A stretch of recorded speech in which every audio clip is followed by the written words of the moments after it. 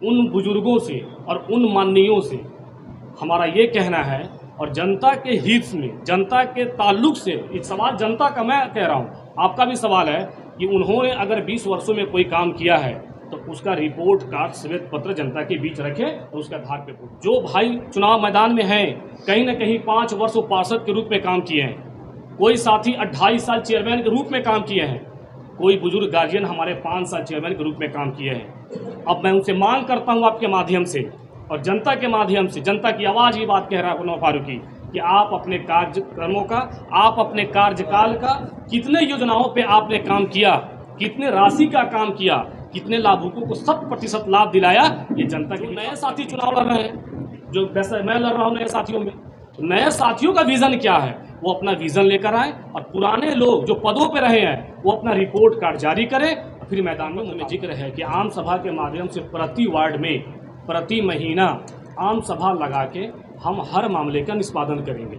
हमारे साथ हमारे वाइस चेयरमैन होंगे, वहाँ के मकामी पार्षद होंगे, हमारे एग्जीक्यूटिव इंजीनियर, सिटी मैनेजर हमारे होंगे। प्रति महीना प्रति वार्डों में आम सभा हम लगा के अपना कार्यक्रम और जनता के डायरेक्ट हमारा संवाद होगा। RTPS केंद्र हमारे नगर के ऑफिस में नहीं है। हमारे घोषणा पत्र में इस बात का जिक्र है कि अगर हम आए तो निःशुल्क RTPS केंद्र हमारे कार्यालय में होंगे और हमारे अधिकार में होंगे और पूर्ण रूप से हमारे निरीक्षण में होंगे और हम सारे जीरो कमीशन पे काम होगा। इसकी 100% गारंटी है। जब तक आप व्यापारियों को व्यवस्थित नहीं करेंगे तो फिर अतिक्रमण का मामला कैसे होगा, अतिक्रमण होंगे फिर कैसे? व्यवस्थित करेंगे, उनको 100% गारंटी देंगे सुरक्षा का, तमाम CCTV कैमरे लैस होंगे शहरों में, वाईफाई की सुविधाएं लैस होंगे शहरों में और प्रशासनिक स्तर पे हम उनको टाई अप करेंगे। पालिका में बुडको काम कर रही है, जैसा आपको मालूम होगा कि बुडको के अंतर्गत अभी काम हो रहे थे। हमारे पास मास्टर ड्रेनेज सिस्टम होगा, हमारे जहन में उसकी खाका है। जब सरकार में मुझे मौका मिलेगा काम करने का तो अन्य पदाधिकारियों से बैठ के, कई सारे हमारे मुख्य सलाहकार मेरे साथी हैं जो बहुत हमसे अच्छे जानते हैं, उनके साथ बैठेंगे और ड्रेनेज सिस्टम के तहत शहर के पानी का निकाल की जिम्मेदारी है कि ढाका रेफरल अस्पताल को देखना। प्रशासनिक स्तर की भी जिम्मेदारी मेरी है, मगर अब तक यहाँ जानकारी का अभाव रहा यहाँ के मुख्य पार्षदों को। वैसे लोग नहीं आ सके जो अपने अधिकार को समझ, और विद्यालय वो हमारे अधीन है। घोषणा पत्र में इसका जिक्र है कि मोहल्ला क्लिनिक का निर्माण करना, रेफरल अस्पताल में व्यवस्था बहाल करना, स्कूलों में, आंगनबाड़ी केंद्रों में, प्राइमरी स्कूलों में, माध्यमिक स्कूलों में शिक्षा का उत्तम व्यवस्था। टेम्पो स्टैंड, शहर से 200 मीटर बाहर हमारा बस स्टैंड टेम्पो स्टैंड होगा और शहर को जाम से मुक्ति मिलेगी। और अतिक्रमण के अपने बात कहा से मिला साहब, अतिक्रमण में मामला ये है कि पहले जो रेवड़ी वाले, ठेले वाले हैं, उनको व्यवस्थित जगह देना सुनिश्चित है। युवा शक्ति जाग चुकी है और युवा शक्ति के हाथों में ही सत्ता का भाव सकी गई है 20 सालों में। बहुत मायूस है, हर चेहरे पे मायूसी है। हमने पूर्ण भरोसा दिलाया है कि अगर आपका बेटा फारूकी आया तो आपके चेहरे पे खुशहाली है। 20 साल की बदहाली के बाद 5 साल की खुशहाली का संकल्प है हमारा, ढाका के नवनिर्माण का संकल्प है हमारा।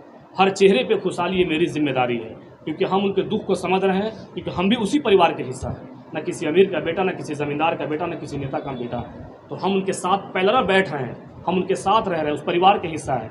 और सबों ने ठगा है, बार बार ठगा है और अब ठगा ना हो जाएगा, अब सबका सगा बन। जब शहर खुशहाल होगा, शहर सजेगी, शहर में व्यवस्थाएं होंगी, तो बाहर से लोग आएंगे, उनको आसानियां मिलेगी, तब जाके आपका राजस्व बढ़ेगा।